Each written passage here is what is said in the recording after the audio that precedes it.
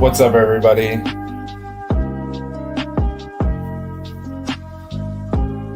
Just making sure all my levels and all that are good. All right, what is going on? We're talking UFC 265. It's the Q&A Oddscast. This Saturday, UFC 265, Ciryl Gane against Derrick Lewis for the interim UFC heavyweight championship. And apart from that, we got a pretty decent card.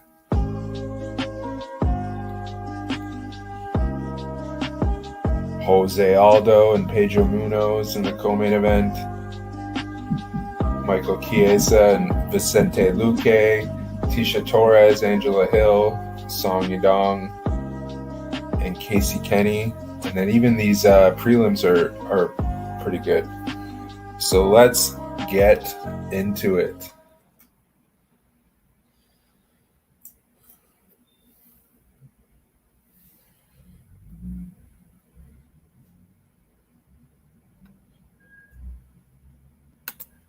All right, what's up, guys? Al Mack here, combatodds.ca. It's the Q&A. Follow along at Combat Odds HQ on every social media platform, TikTok, Instagram, Twitter. And we got a ton of content over at combatodds.ca for UFC 265 and a bunch of other stuff that's coming up. You know, we got some big boxing fights, and we got another after this one. You know, UFC 266 isn't until, I think, the September 25th. So we got a big gap of some non-UFC stuff coming up. So, yeah, hit up Combat Odds. And for all the best bets for this event, UFC 265 and everything else, very affordable at patreon.com, Combat Odds HQ. And if you like this setup, this is StreamYard. If you want to do something like this, you can always use StreamYard. There's the free version. Highly recommend doing that. But if you want to get the full membership, promo link right here, tinyurl.com/combatodds HQSY. And we're also giving a shout out to Odds Jam. I'm going to be doing a collaboration with Odds Jam every week, hopefully for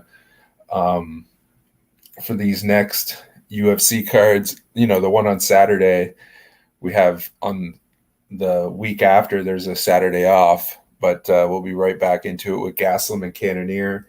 And right after I finish doing this, I'm going to do another run through demo video for Odds Jam for UFC 265. So yeah, let's get into it. Post your comments, your questions in the chat, and then I have a bunch of Patreon questions.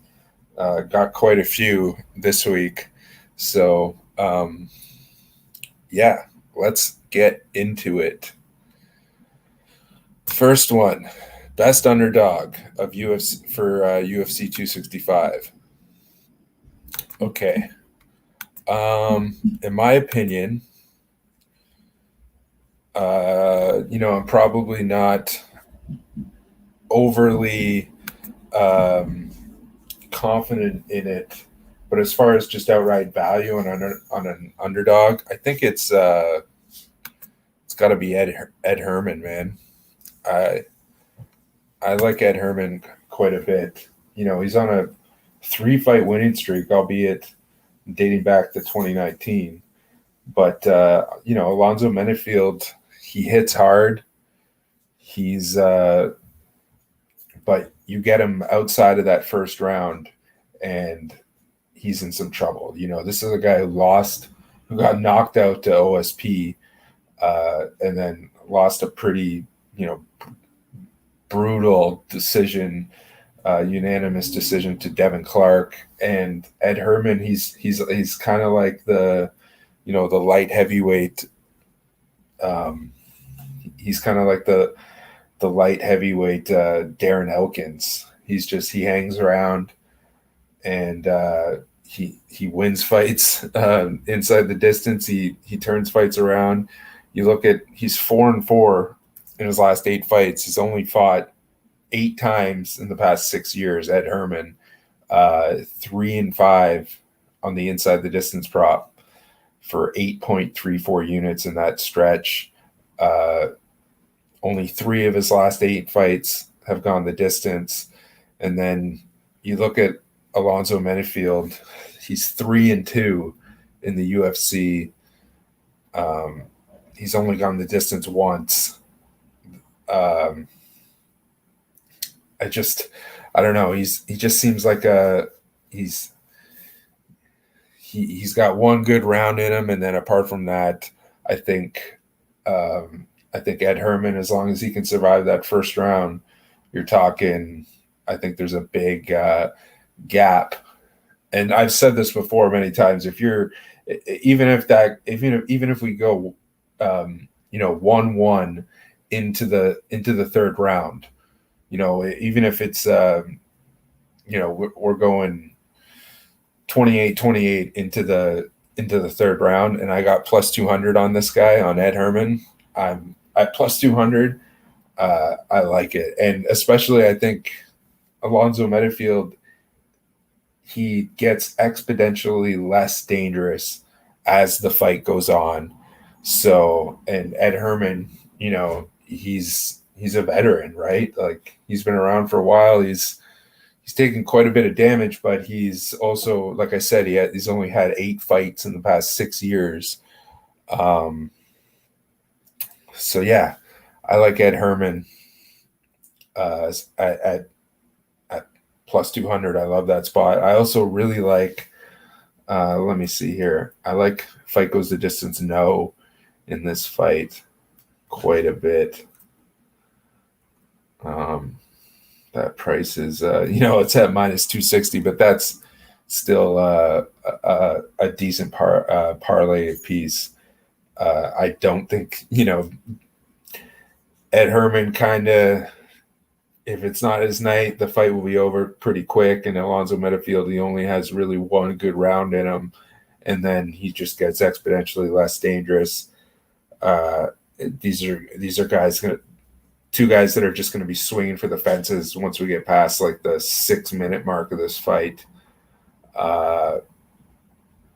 So yeah, I really don't. I'm fairly confident that this one will not go the distance. All right. Okay, here we go. The big question: Ciryl Gane or Derrick Lewis? Yeah, like I talked about this, it's pretty simple, right? It's, Ciryl Gane's either going to win this fight by decision, or maybe a late stoppage, just because Derrick Lewis is just so gassed, and maybe in that 4th or 5th round. But in my, I think Derrick Lewis is probably coming in this fight the best shape of his life. So I don't know if that's going to happen, but I think Ciryl Gane either wins this fight by decision, or Derrick Lewis knocks him out with just an atomic blow like he did with Curtis Blades. So it basically comes down to that. Like, I'm gonna talk about this with the Odds Jam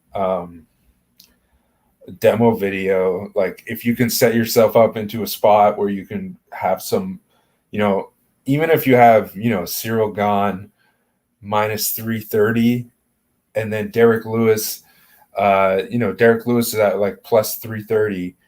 But at the same time, what are the realistic chances, one, that he wins the fight by decision? And don't get me wrong, he's won four of his 16 wins he's won by decision. And I think his last, before the Blades fight, I think his 2 previous wins before that were decision wins. I know he had a decision victory against Ilir Latifi, and then what's his name, Blagnoy Ivanov. Um, yeah, so but those weren't 5-round fights, also. Um, but yeah, he does win by decision. But I think Ciryl Gane wins this by decision, or Lewis knocks him out. If you think about it, there's no real chance, obviously, of Lewis winning this fight by decision. There's like a 10% chance, if that, maybe less. And then there's no real chance of him, Derrick Lewis winning by submission, in on like maybe a less than a 5% chance of something crazy happening and him winning by submission. So I think you can honestly set yourself up where you can go like, you can get like plus 450 on Derrick Lewis to win by KO TKO, and you still have that minus 330 ticket on Ciryl Gane. But even like, this is kind of a stretch, but I think Ciryl Gane probably wins this by decision, and that's like a plus 200. So you're talking about on one side plus 450, and then on the other side plus 200. But honestly, I've done this before and got burned with the Adesanya Blachowicz fight, where I was super. I was saying it's either going to be Izzy by decision or Blachowicz knocks him out, and what do you know happened? Blachowicz won by decision. So this isn't something that I would say it's not a for sure, it's not a guaranteed win, it's not an arbitrage or anything like that. You're leaving yourself open to get middled if Ciryl Gane wins by TKO, which I think is possible if he ends up gassing Lewis out in that fourth or fifth round. But like I said, I think Derrick Lewis is probably coming into this fight the best shape he's ever been in. But yeah, the two fights that Gane was in that were 5-round fights against Rosenstruck and Volkov both went the distance, right? And he does have, I think his first 2 wins in the UFC were by submission. I think Dontel Mays, he got him in like a heel hook. And then also, I forget who the other one was, but it was like a standing triangle.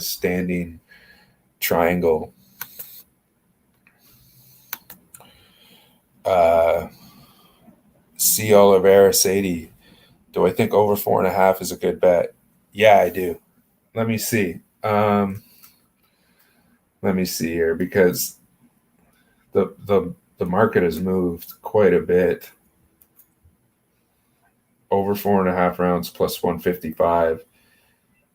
Yeah, I mean, wow, the market's moved quite a bit. Over 2.5 rounds is sitting right now at minus 117. And like, that's I think Ciryl Gane, if he same goes with him, if he ends up getting caught, I think it'll be in those later rounds. Over 2.5 rounds, I think, is a very solid play. And this is one thing I don't like. Sometimes I like to come to these types of fights ahead of time. We do the look ahead every Saturday night after the post show, but this isn't. It's like I have a ticket for over 4.5 rounds at plus 130, and now it's over 4.5 rounds at like plus 155 some places, and I couldn't get 2.5 back then. A month ago, the only market that was out was the 4.5 rounds, but over 2.5 rounds, that's and I don't want to double up now, but this is one of those instances where with this fight specifically, the look ahead spot kind of hurt me, because I have the over, and I have Gane in a parlay, and yeah, I really like over 2.5 rounds minus 117. That's a solid look. Even like fight starts round 2 at minus 285. That's a solid look. Fight starts round 3 at minus 140. That's a solid look. Gane has gone over the betting total in 5 of his 6 fights. So even in the 2 fights, even in the 3 fights that he won inside the distance, two of them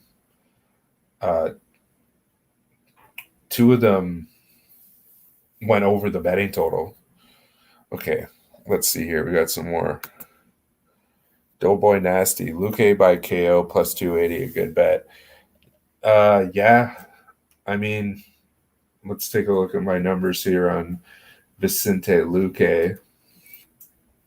Vicente Luque, 13-3, plus 3.01 units on the money line in his career, but the most profitable way to bet him is on that inside the distance prop, where he's won 12 of his 16 fights inside the distance for plus 9.9 units. Let's see what the prices are between KO and inside the distance. Plus 390 by KO, I see, and then plus 260 inside the distance. Honestly, it's tough to say that he would have the chance of submitting Michael Chiesa, who's like a master. I don't even think he's a black belt, but he's still very dangerous on the ground. And he's probably, Luque by submission is 14-1. So yeah, that's a good look. I guess if he's gonna win, there is still a chance, and you're kind of getting greedy because this is exactly what I was talking about. Luque, I mentioned on the post show like a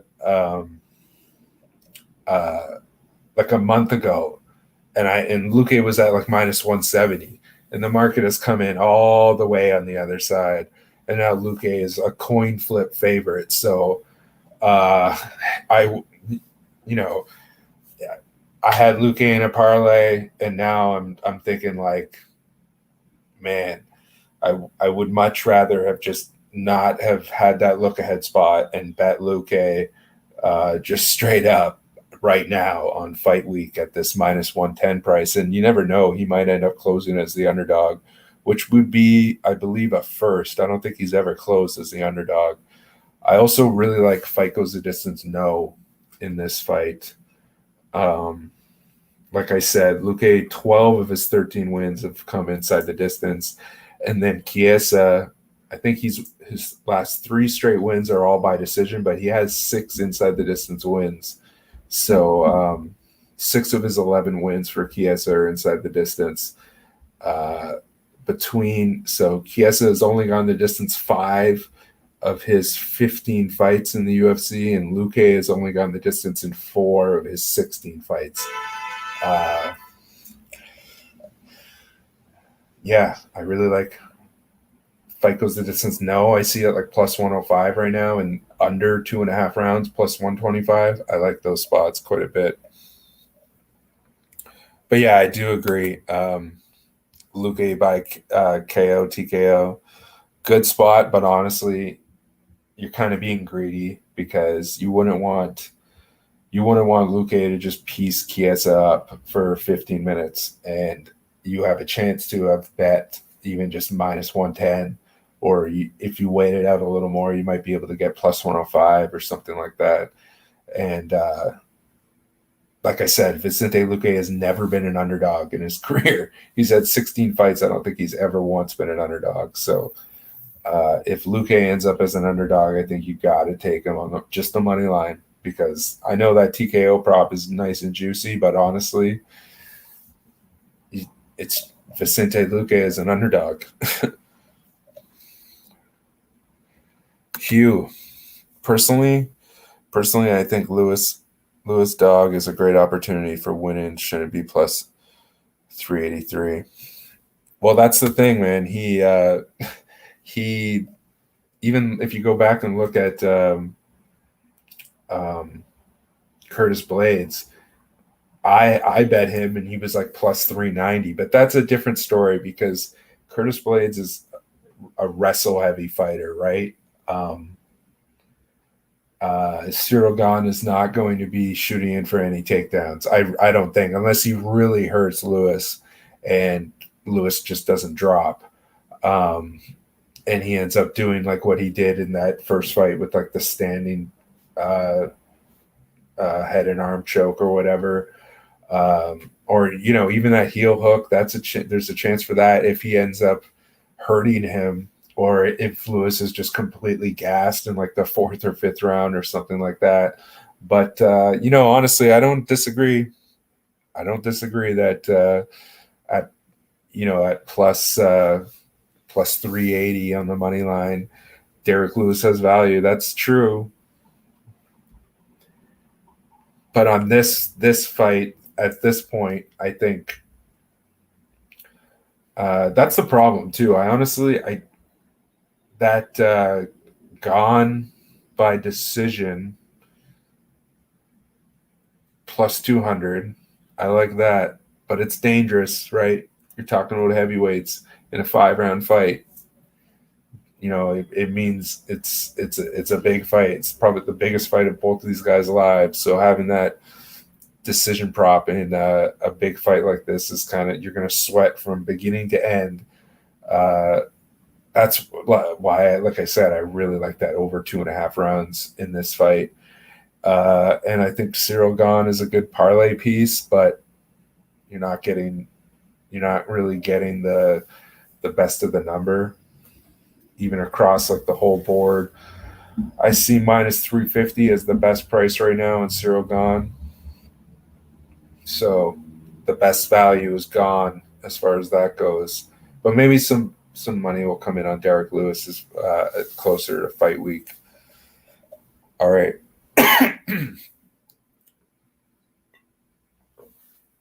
So yeah, as far as how that fight goes, like I said, I think that Gane is going to just be fleet of foot. He's going to stick and move. He's going to I don't think he's going to be as aggressive as we saw him in that Volkov fight. He's going to be much more conservative, like how that fight against Jairzinho Rozenstruik was. He's going to be active on the feet, but he's not going to he's going to be very conservative, but also just efficient. He's not going to throw and miss very much. And I feel like his game plan is kind of going to be to use Lewis's winging shots and him throwing and missing against him. And if that happens, I think Lewis, you know, the tide, it will turn quickly.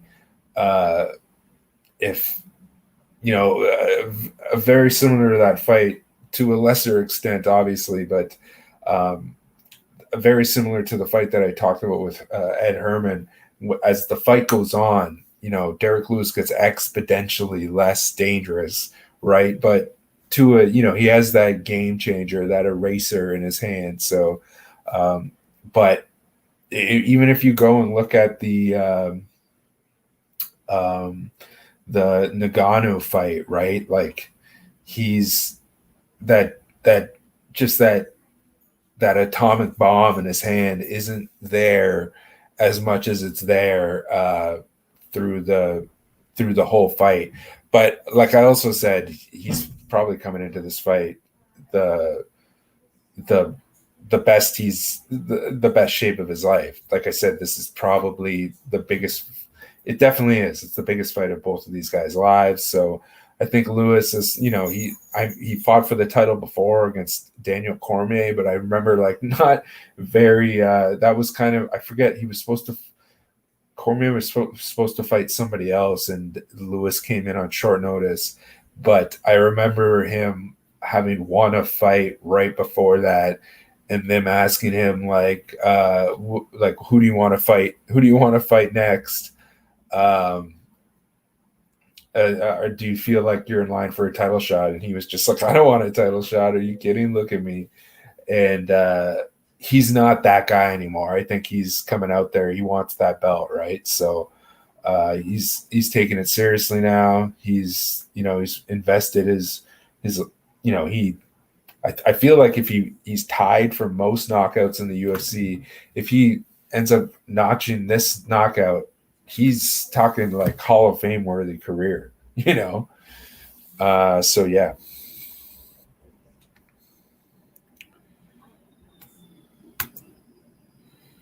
here we go. Maciso. Can Munoz KO Simmons? Honestly, I don't know much about either of these guys. I do know that, yeah, Simmons is, you look at Simmons, Jake Childers, he lost 13 seconds against him by a knee. He's lost in the first round against in a regional fight against a guy who's making his MMA debut. He's as far as he just doesn't look durable. The way I handicap this fight, basically, I think this fight goes the distance. I see quite a bit of value on fight goes the distance, yes, in this one. Uh, like I said, I don't really know much about either of these guys. This is one of the fights that I kind of just skimmed through as far as the fight tape goes and as far as looking at the numbers. But I do basically normally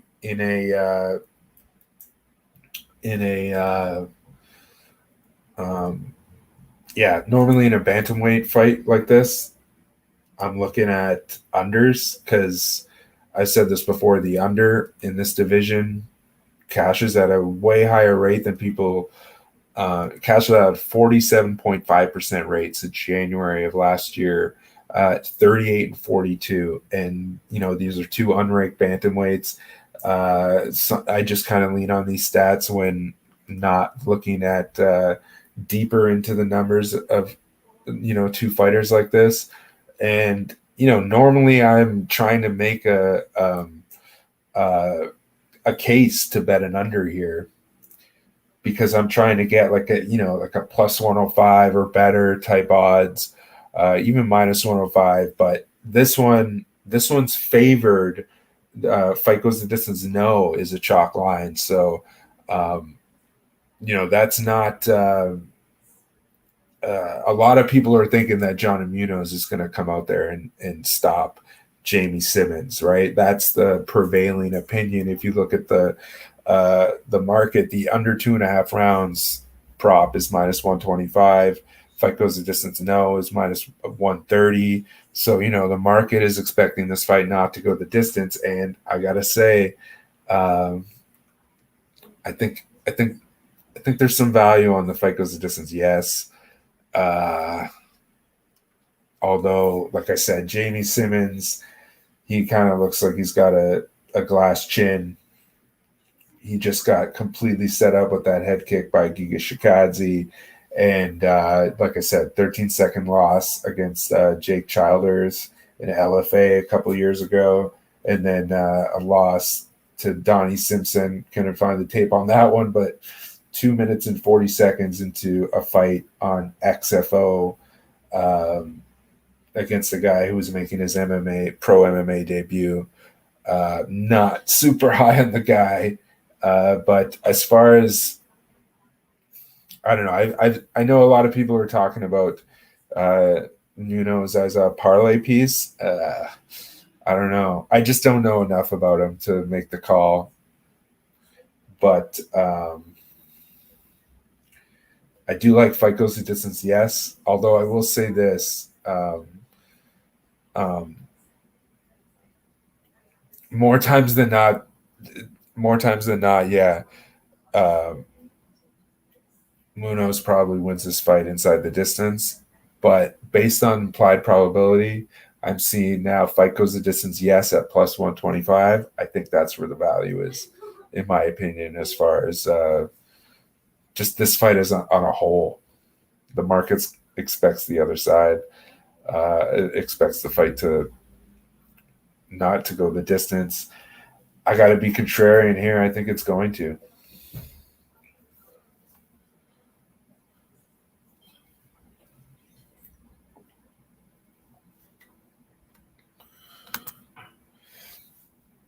Yeah, you know what?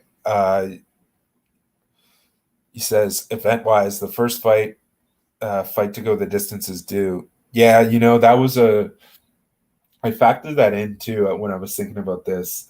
Is they're probably going to come in with that hot crowd, right? And we've seen how that hot crowd has affected a lot of these fights to start these pay-per-view events, but I still like that value plus 125. Let's see what that is on the implied probability calculator.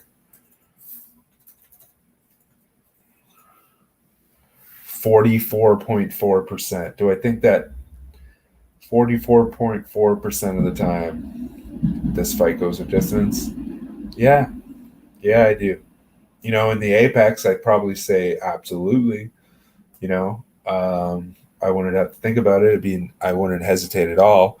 But yeah, I like that spot. I'm not laying a unit on it. I like, probably less than half a unit, but I like fight goes a distance. Yes, here for sure. At plus 125. All right. Let's go back to the Patreon questions.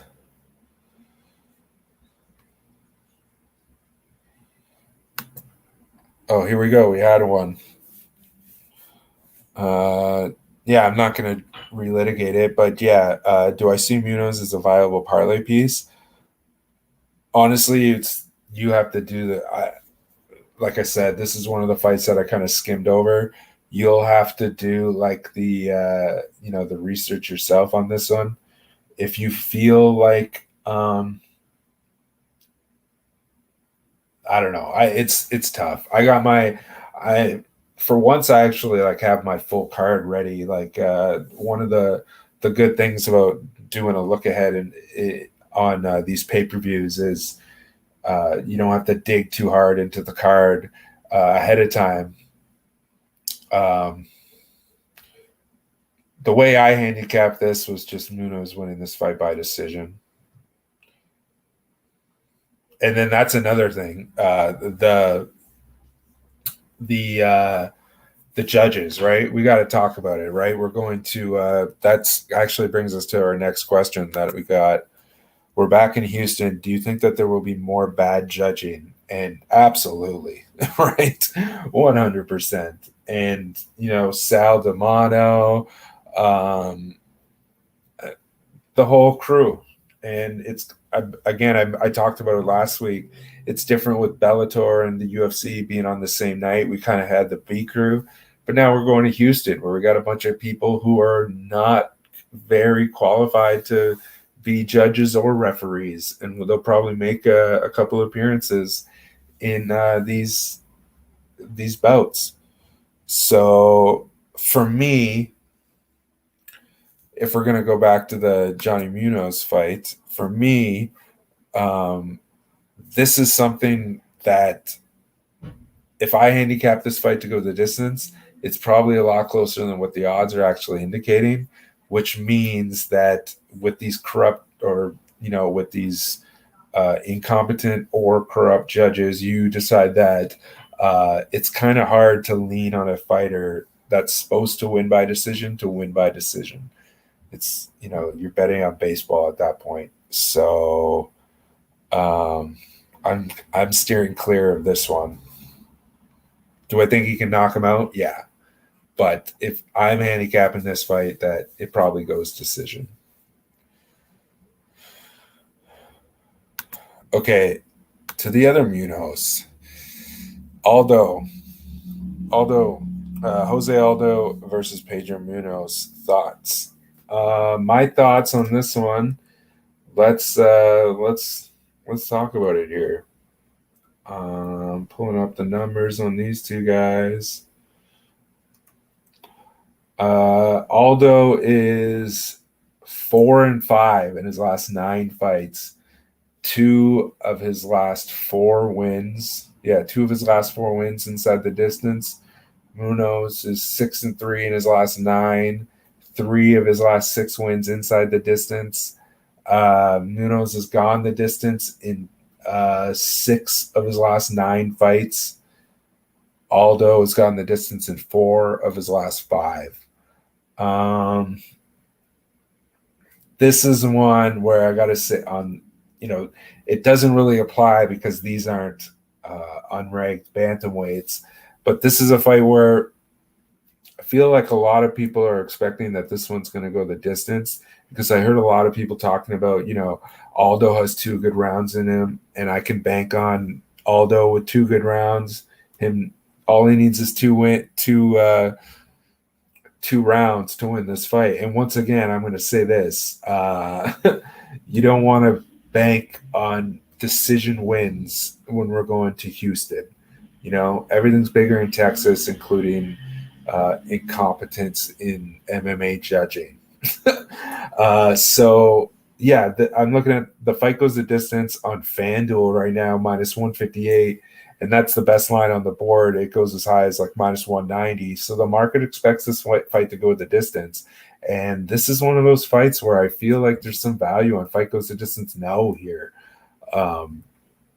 Like I said, Munoz has won inside the distance in three of his last 6 wins inside the distance. Aldo has gone over the betting total in 6 of his last 9 fights, but he's only gone the distance in 4 of his last 9. He's lost inside the distance in 3 of his last 9. This fight comes down to basically is who's going to be able to utilize and endure more leg kicks. And we've seen that Aldo, he's kind of shied away from the really throwing those leg kicks like he used to. He used to do it a lot. And I think he's holding off with them kind of as like self-preservation. But he's going to have to dig deep and find that old chainsaw Aldo leg kick style, because Pedro Munoz does not back down, and he'll go tit for tat with leg kicks for 15 minutes with Jose Aldo. And another thing I think is a factor here is going to be in this fight, the pressure. The pressure of Pedro Munoz. Jose Aldo has been known to kind of whittle away in the later rounds. And if this is a high volume fight, which I think it's going to be, Pedro Munoz is one of those guys that he's just going to keep coming forward regardless of what's coming back at him. And I don't think he's never been finished in his career, Pedro Munoz. So for Aldo to come in and to knock Munoz out, it would be a complete outlier that would set him apart from a wide array of high-level fighters that he's fought. And then on the other hand, Pedro, he has got power in his hands. And so he's willing to step into the pocket. Aldo is willing to too, but he's not as defensively sound in the pocket. So if he tries to go toe-to-toe with Munoz, it's kind of like an unsustainable game plan. I feel like Jose at his best when he's at his best when he's picking and popping and sticking and moving, getting to the inside and then retreating, being light on his feet, picking his spots. But you look at Pedro, he's content with just standing in the pocket and going shot for 15 minutes. You look at his last fight against Rivera, right? It's the same thing, just going tit for tat with leg kicks. And, over the course of his entire career, he's really, been known for Aldo, really been known, like I said, for having chainsaws for legs, but he's also really, he's really kind of, we haven't seen the same type of heavy leg kick game since he's moved to bantamweight, really. And it's probably not going to be the best way to fight Pedro Munoz. And, both these guys are veterans, both 35 years old. with a 15-minute fight, 3 5-minute rounds. And I keep hearing again people saying, all we need is Aldo to get 2 out of 3 rounds. And I'm telling you, you do not want to back a fighter in Houston and have the assumption that all he needs to do is win 2 of 3 rounds to get a decision. You know, it's just not. It's not good betting strategy, right? It's like you're betting with a bad referee or a bad umpire. So yeah, basically it all comes down to this. With all due respect, Jose Aldo is really good at fighting 2 rounds. And again, I've heard a lot of people who have handicapped this fight saying he's good for 2 out of the 3 rounds in this fight more times than not. And I just got to say, like, look, we're headed to Texas. You can't bank on your fighter to win 2 of 3 rounds. You need your fighter to have a chance to win by stoppage in this scenario. It's a close fight. I think it's like minus 115 Aldo, plus 105 Pedro. This fight has split decision written all over it. And if that's the case, once again, I'm going to be on the dog side here when you have that added volatility being factored in. And, it's just a sad reality of where we're at with this sport right now. But if this fight ends, and we got to think about this, let's learn from the Maverick bad decision and the Kyler Phillips bad decision. If this fight ends with Jose Aldo breathing heavy, looking up at the clock, which we've seen this, him getting beat up at the end of the fight after, banking what everybody thinks is 2 rounds. I'm not backing Jose Aldo in that spot. I'm sorry, but, my money's going to be on the dog 9 times out of 10 in a position like this. And being in Texas or Virginia or Florida or whatever Yahoo state that has little to no integrity in their athletic commission, I'll be on the dog because, even just listening to the way that people have handicapped, people who are betting and picking Aldo, I'm using the same explanation, but I'm just saying, you don't want to count on your fighter banking 2 or 3 rounds in this scenario, right? I think it's going to be a very close fight. And like I said, I think your fighter you shouldn't be okay and content with betting on a fighter who is going to gas in that 3rd round. We've seen it time and time and time again. That's how fighters get robbed. So I'm all over Pedro Munoz at plus money in this fight.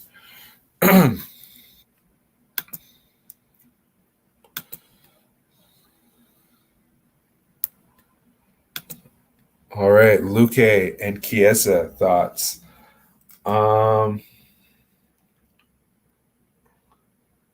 Yeah, that's another one. The inside the distance.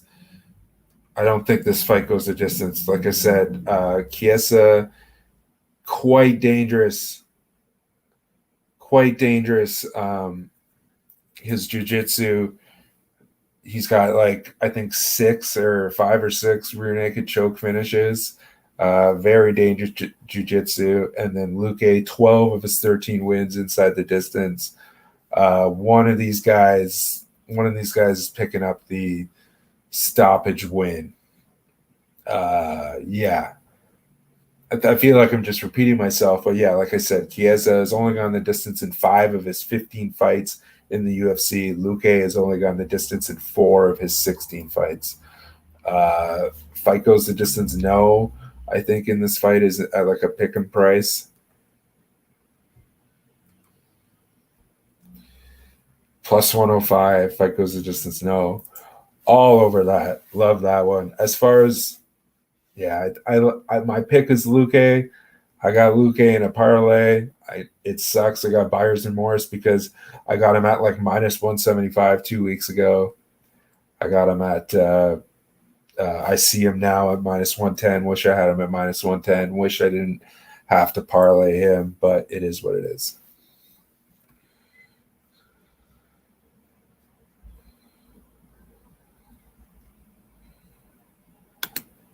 Here's a deep cut. Okay, Miles Johns, Anderson dos Santos thoughts. Another one, to a lesser extent, another one that I kind of skimmed over. I do really like Miles Johns. I think he's um, quite quite special. Although he did get knocked out.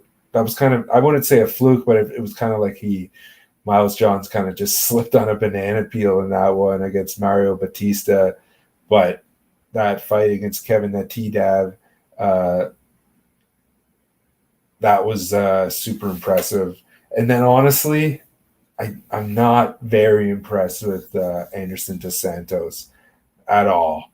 Like nothing that I see. If you go back to the Andre Ewell fight, clear loss. Um, a lot of people are asking about Johnny Munoz being a viable parlay spot. I gotta say, Miles Johns. Miles Johns is the viable parlay spot for me. I like him a lot. Uh, Both of those other two fights that I just mentioned, Luque, fight goes the distance, no, or Ed Herman, Alonzo Menafield, fight goes the distance, no, and you tie that into Miles Johns, either one of those two plus Miles Johns, that's a parlay. That's a solid parlay. I like that a lot. But yeah, I think Miles Johns wins this fight. Let's see. Yeah, I think he wins this fight. Another bantamweight fight.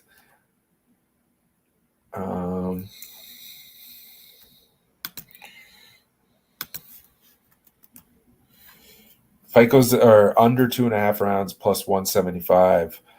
That's pretty interesting. I think Miles Johns could probably finish this guy. Although he has been tough, but I mean, he lost. He's got two. He's got a King of the Cage loss by stoppage back in 2018 to Victor Henry, and then a guillotine choke loss to Saud Nurmagomedov back in 2017. So this guy's been finished before. Anderson dos Santos, Miles Johns.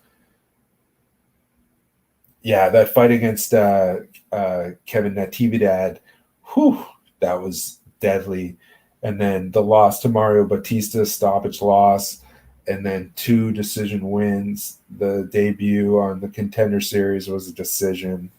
But man, he looked good in both those fights. Yeah, I think under 2.5 rounds in this is a good spot. This is another one, like I said,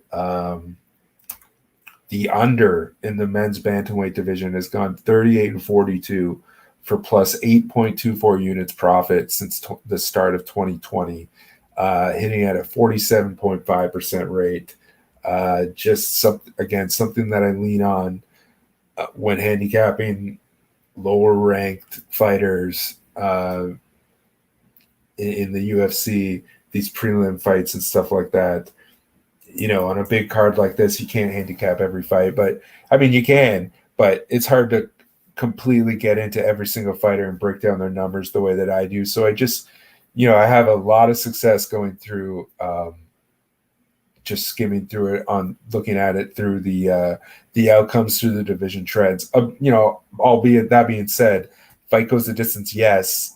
I'll remind everybody, fight goes the distance, yes, cashing at a 54% rate in 2021, going 160, 137, and 4 for a wild plus 24.7 units profit in 2021 in all fights across the board since January 2021. So, a lot of fights be going the distance, but because of that, we're getting some value on these unders. Under 2.5 rounds in this fight with Miles Johns and Anderson dos Santos, plus 175. I like that one quite a bit.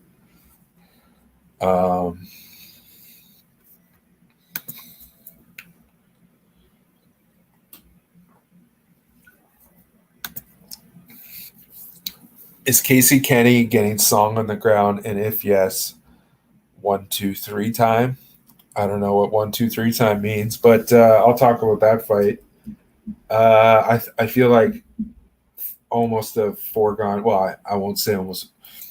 I'm pretty confident that this fight's going to go the distance. Casey Kenney, 5-2 in the UFC. 4 of his 5 wins by decision. He's gone the distance in 6 of his 7 fights. 2 losses by decision, I believe. And then Yadong Song has gone the distance in 4 of his 7 UFC fights with a 5-1-1 record. These guys, very similar. Very, very. It's a style clash. They kind of cancel each other out. I feel like this fight is destined to go the distance. I like this one. Fight goes the distance. Yes, I think it's probably juiced quite a bit. But I like it probably at like minus 160 or better. Let's see. Minus 164 at FanDuel right now. Good parlay piece. Although it's tough. It's tough betting, especially this is the curtain jerker for the pay-per-view. So we'll have a hot crowd here too. But it's sometimes it's tough in a parlay spot betting fight goes the distance. And these aren't 2 unranked bantamweights. These are, I don't think, I'm not sure if Kenny's ranked. But anyways, these are high caliber UFC bantamweights. These aren't, prelim guys. So you got to look at these 2 guys individually. Kenny he goes the distance more times than not. And I feel like Song Yadong, the finishes that he had were kind of more setup spots where he was a giant favorite.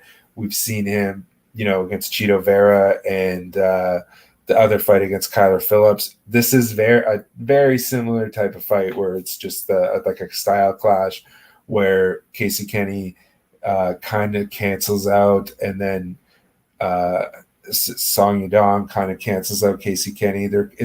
I could see this being a staring contest for a good portion, and that's why a fight starts round 2 is minus 550. I don't see this being a fireworks type fight. It'll probably be entertaining, but I don't see it being like someone's going to get knocked out or anything like that. I see Casey Kenney winning unanimous or split decision. But I will say this. I do like Casey Kenney to win this fight. I see him at minus 110. Again, implementing the same strategy or same way of thinking that I talked about earlier. It's a close fight, right? Bad judges. It's the market expects this one to go decision. You might want to be on the side that plus money is on here. That being said, I do like Casey Kenney, but Song Yadong is sitting at plus 102 right now. So, yeah, it's a bettable fight. Both sides very bettable. It's hard to argue against betting either of these fighters in this spot. Fight goes the distance, yes, is probably an L word for me. All right, let's check some more questions. Oh, we've been going for almost an hour. Probably get out of here kind of shortly. Let's check some more.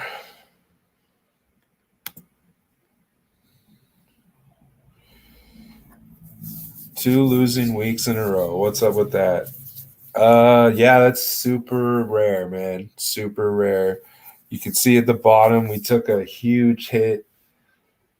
It's just that curse, right? Basically, since I started doing these Wednesday shows, I've just started just tanking.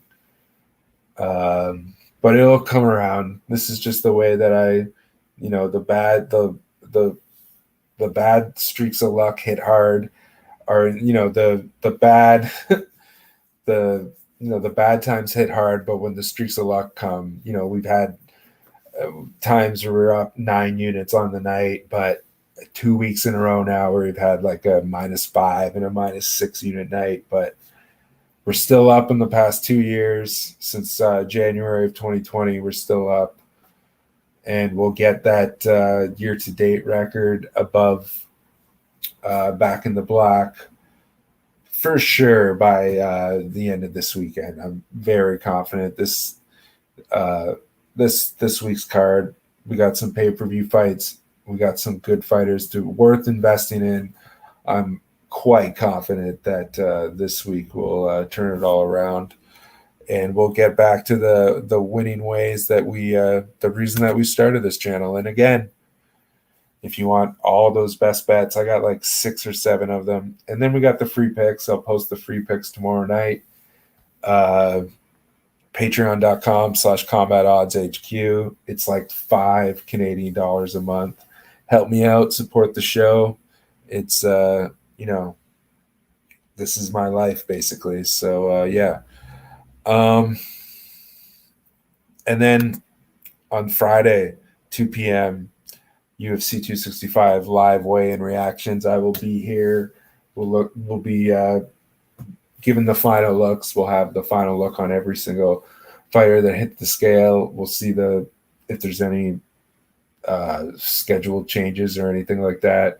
If anybody misses weight, I'll give the final look, the final assessment on each fighter and the line movement, stuff like that. 2 p.m. I'll be here. We'll be going live. And then Saturday, before the show, before the UFC kicks off, we have the pre-show on Bleed's YouTube channel, the final countdown. Me and him, I'll be there every single pay-per-view, and we'll be going down from top to bottom, the each fight and what we're on, our looks. We'll be talking with the chat. We've found some really good angles doing this show, especially for these pay-per-views. I came on for UFC Vegas 32 because it was a big one with Dillashaw and Sanig, and that's basically where the nightmare started. So hopefully we turn it around. August will be good. And then, of course, right after, we'll be doing Bloodshed, the UFC 265 post show. As soon as Dane is done talking, we'll be there, and hopefully recapping a winning night. Okay, last call for questions.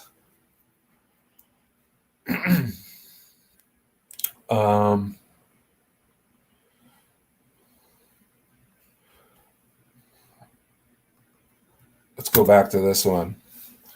Best underdog for UFC 265. I already said Ed Herman.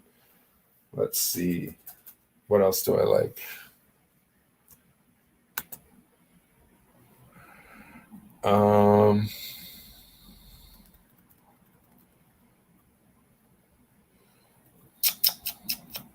Jessica Penne plus 109. There's a lot of coin flip fights here, and I think the coin flip dog has won more times than not, but both sides haven't been profitable.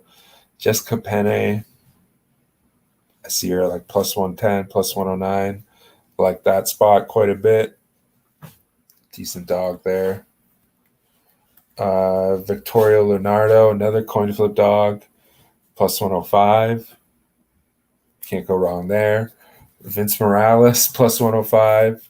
There's so many. It's not too hard to have almost a full card full of just plus money spots. This is a bettors friendly card. Yeah, Vince Morales plus 105 as an underdog. I like that spot too. I'm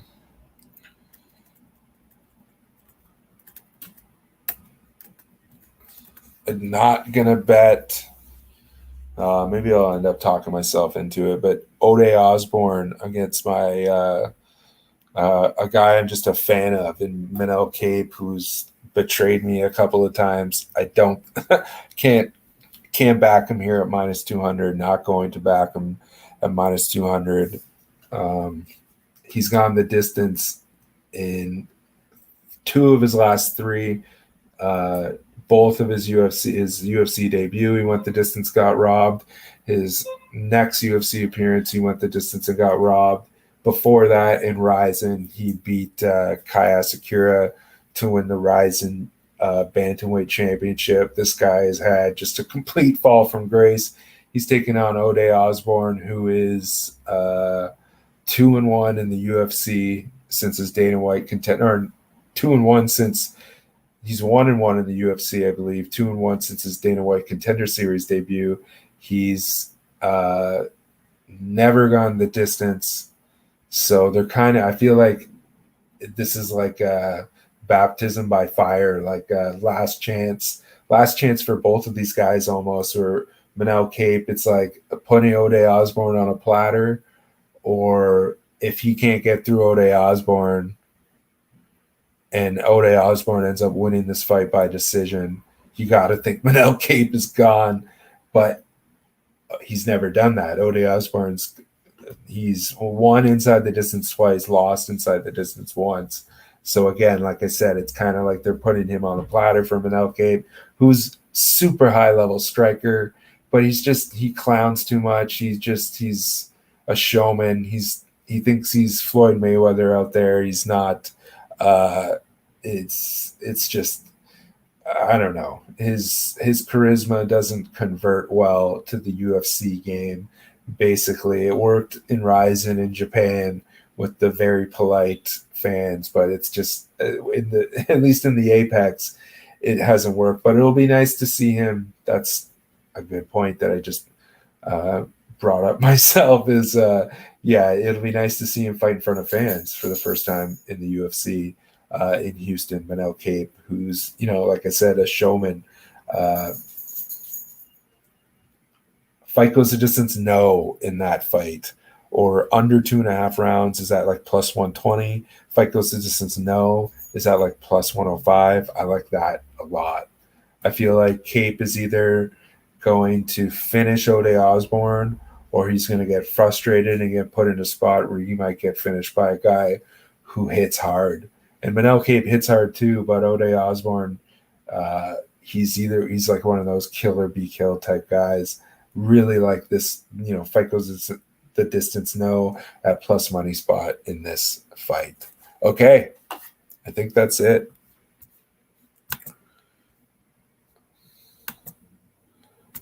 All right, no questions.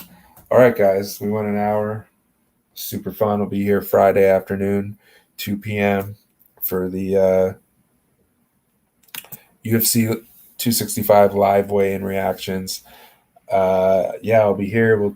We'll give the final assessment, and then hit up the Patreon. We get all the best bets. I'll count them out right now. Let's see. We got a couple parlays too, but we got 1, 2, 3, 4, 5, 6, 7, 8 best bets, and then I think we got about 8 free picks. The free picks will be out tomorrow. CombatOdds.ca.